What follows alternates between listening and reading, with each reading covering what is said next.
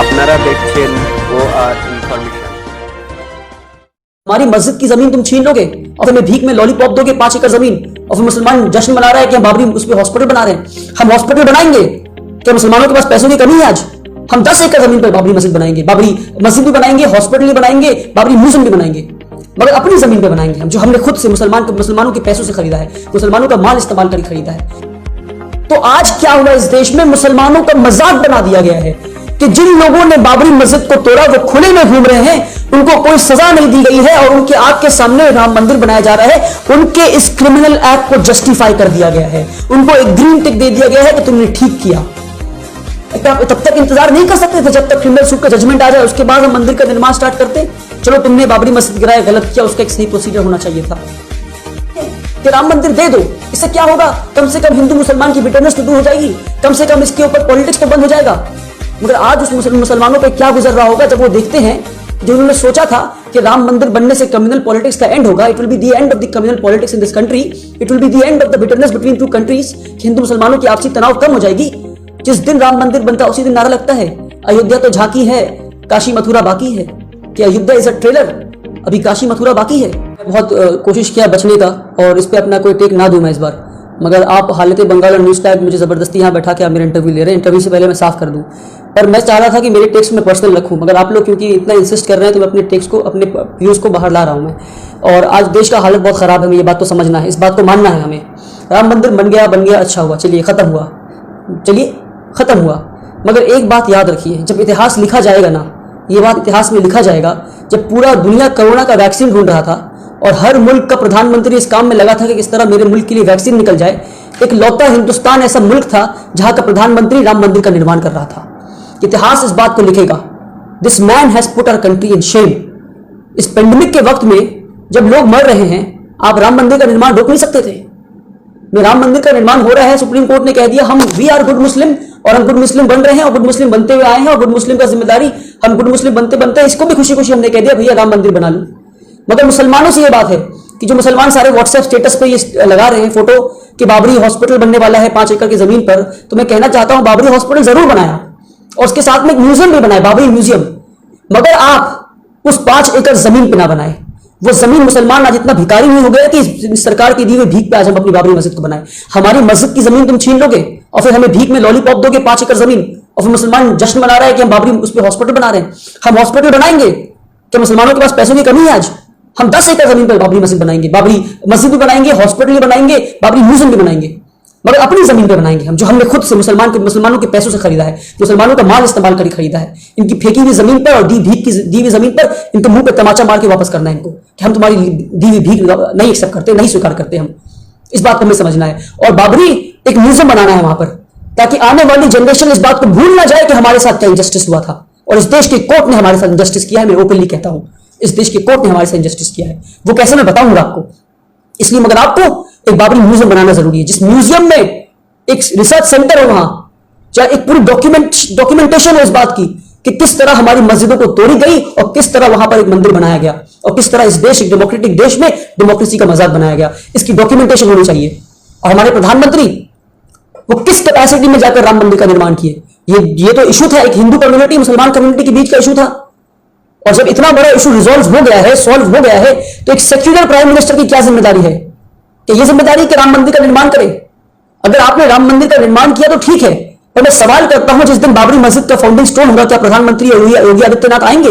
योगी ने तो ऑलरेडी मना कर दिया, पर मैं लिख के देता हूं प्रधानमंत्री नहीं आएंगे, और ये दिखाता है कि प्रधानमंत्री सेक्युलर नहीं है। तो आप ये सेक्युलरिज्म का नाटक क्यों रच रहे हैं? आप ये कह दीजिए ना कि ये सेक्युलर नहीं है, डेमोक्रेटिक देश नहीं है, ये हिंदू राष्ट्र है, ओपनली कह दीजिए ना। क्यों नाटक करना डेमोक्रेसी के नाम पे? क्यों डेमोक्रेसी का मजाक उड़ाना? सीधा कहिए हमारे मुंह पे, हम स्वीकार कर लेंगे कि हिंदू राष्ट्र है, फिर जो लड़ाई होगा लड़ा जाएगा इस देश को डेमोक्रेसी, इंटरनेशनल कोर्ट में जाएंगे हम। मगर आप खुल के कहिए कि भैया हम हिंदू राष्ट्र है। कांग्रेस को तो नंगा कर दिया, कांग्रेस ने अपने आप को, कांग्रेस एक्सपोज हो गया, आम आदमी पार्टी, मायावती, सारे पार्टी एक्सपोज हो गए, सब ने इसके सपोर्ट में, राम मंदिर के सपोर्ट में आ गए। मुसलमान आज इस देश में पॉलिटिकली यतीम हो गया है, पॉलिटिकली ऑर्फन हो गया है।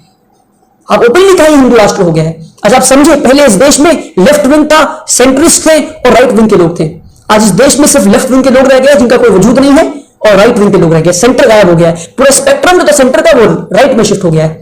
या तो आप राइट विंग है कांग्रेस की तरह, या एक्सट्रीमली राइट विंग है आप बीजेपी की तरह या आरएसएस की तरह। सेंटर का कोई जगह नहीं है इस देश में। जो सेंटर का ढोंग रच रहे थे आम आदमी पार्टी और कांग्रेस और भी इनकी तरह मायावती लोग, ये सब एक्सपोज हो गए हैं अब। तो इस बात को भी समझना है। वे आप देखिए ना कि अभी आज से 3 साल 4 साल पहले का आप याद करें कि एक आम मुसलमान का क्या नजरिया था इस देश में। कुछ मुसलमान कहते थे, ये कभी किसी मुसलमान ने नहीं कहा कि मस्जिद वहीं बनाएंगे। अब मुझे एक मुसलमान दिखा दे पूरे देश में जिसने 1991 1992 से लेकर अब तक ये कहा हो कि मस्जिद वहीं बनाएंगे जब से मस्जिद तोड़ी गई है। एक मुसलमान नहीं। मुसलमान का तो स्टैंड ये रहा है कि सुप्रीम कोर्ट जो कहते हैं हम वो करेंगे, या कुछ मुसलमान तो इस हद तक चले गए कि कहने के लिए अच्छा छोड़ दो, जमीन दे दो हिंदुओं को, हमारे हिंदू भाइयों को राम मंदिर बनाने दो। कि मुसलमान तो इस हद तक चले गए बोलने के लिए, गुड मुस्लिम बनने के लिए, गुड सेक्युलर मुस्लिम बनने के लिए क्या बोल दिए कि राम मंदिर दे दो। इससे क्या होगा, कम से कम हिंदू मुसलमान की बिटरनेस तो दूर हो जाएगी, कम से कम इसके ऊपर पॉलिटिक्स तो बंद हो जाएगा। मगर आज उस मुसलमानों पर क्या गुजर रहा होगा जब वो देखते हैं कि जो उन्होंने सोचा था कि राम मंदिर बनने से कम्युनल पॉलिटिक्स का एंड होगा, it will be the end of the communal politics in this country, it will be the end of the bitterness between two countries, Hindu मुसलमानों की आपसी तनाव कम हो जाएगी। जिस दिन राम मंदिर बनता है उसी दिन नारा लगता है अयोध्या तो झांकी है, काशी मथुरा बाकी है। कि अयोध्या इज अ ट्रेलर, अभी काशी मथुरा बाकी है। उसी दिन नारा लगता है एक धक्का और दो, जामा मस्जिद तोड़ दो। उसी दिन कहते हैं अभी 30,000 मस्जिदों का लिस्ट है जिनको तोड़कर मंदिर बनाना है। अरे किन 30,000 मस्जिदों की बात कर रहे हो तुम? 80 मस्जिद में रिकॉर्ड पे दिखा दो तुम जो इन्वेडर्स ने आकर तोड़े थे। और जो इन्वेडर्स ने तोड़े थे वो मुसलमान नहीं थे, वो एज इन्वेडर्स तोड़े थे। मैं ये बात साफ कर दूं। और आप खुद बताइए, ये लोग कहते हैं कि ताजमहल मुगल ने बनाया, लाल किला मुगल ने बनाया, ये इतिहास पढ़ाता है। इनका जो पेटेंट डायलॉग है, मगर इतिहास ये नहीं पढ़ाता कि मुगलों ने कितना मंदिर तोड़ा। तो इतिहास कभी ये भी नहीं पढ़ाता कि हिंदुओं ने कितना बुद्धिस्ट मॉनेस्ट्री और बुद्धिस्टों को मारा। इस बात को इतिहास नहीं पढ़ाता। और ना तुम्हें मालूम है, ना मुझे मालूम है, ना किसी को मालूम है, ना ये बात पे कोई डिस्कशन करता है। जाके उठा के देख लो इतिहास की किताबें तुम कि सेकेंड सेंचुरी में क्या हुआ बुद्धिस्टों के साथ। आप खुद तसव्वुर करें और सोचें कि जिस देश में बुद्धिज्म जन्म लिया, जिस देश में लॉर्ड बुद्धा, बुद्धिस्ट इनको अपने भगवान और लॉर्ड मानते हैं, जिस देश में बुद्धा जन्म लिए, उस देश में सिर्फ 6% बुद्धिस्ट है और चाइना में 18% बुद्धिस्ट है। क्या रीजन है इसका? इसका यह रीजन है कि बुद्धिस्टों का इस देश में मास प्रोसिक्यूशन किया गया। बुद्धिस्टों को लाखों की तादाद में मारा गया, उनके मॉन्क्स को मारा गया, हजारों की तादाद में उनके मॉनेस्ट्रीज तोड़े गए। सेकंड सेंचुरी में उठाकर देख ले, पश्चिम शुंगा ने हजारों की तादाद में बुद्धिस्ट मॉनेस्ट्रीज तोड़ा, ये कहके कि ये हिंदू राष्ट्र है, यहां हिंदुइज्म बढ़ावा होगा, बुद्धिज्म को बढ़ने नहीं देंगे हम।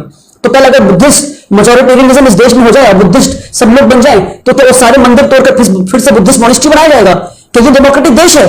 इस तरह देश को आगे ले जाएंगे हम लोग? तो इसी में रह जाओ, सारे मंदिर तोड़ो, फिर सारे मस्जिद तोड़ो, सारे बुद्धिस्ट मॉनेस्ट्री बनाओ, मंदिर बनाओ, मस्जिद बनाओ, छोड़ दो हॉस्पिटल, छोड़ दो स्कूल। ये लोग कहते ताजमहल बताया गया और जिन्होंने मस्जिद तोड़ा वो नहीं बताया गया। अरे जिन्होंने मस्जिद तोड़ा, जिन्होंने मंदिर तोड़ा, वो पॉलिटिकल मोटिव्स के लिए मस्जिद और मंदिर तोड़े।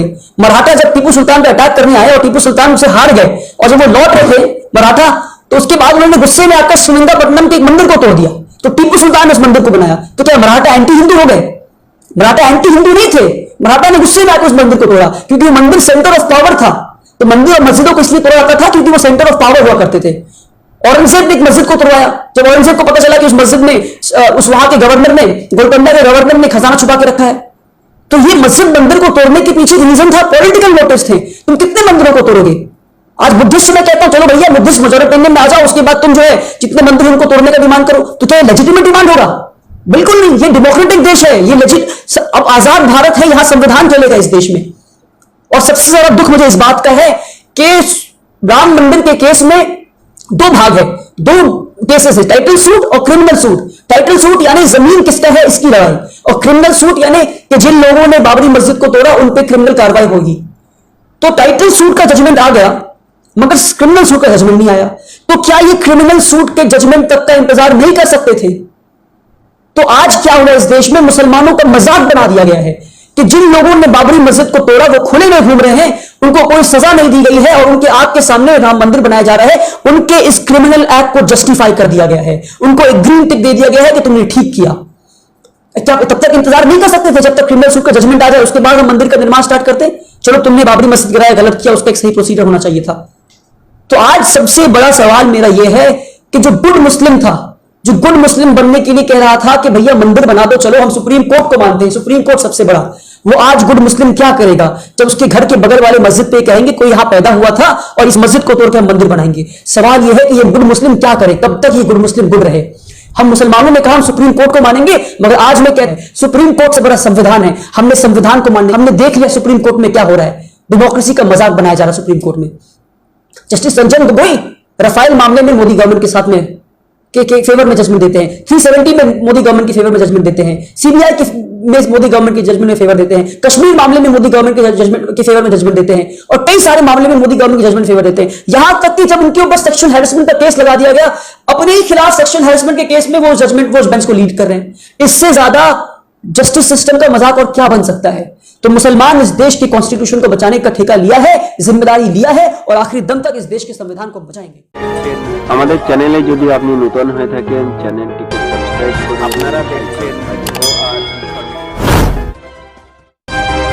আপনারা দেখছেন OR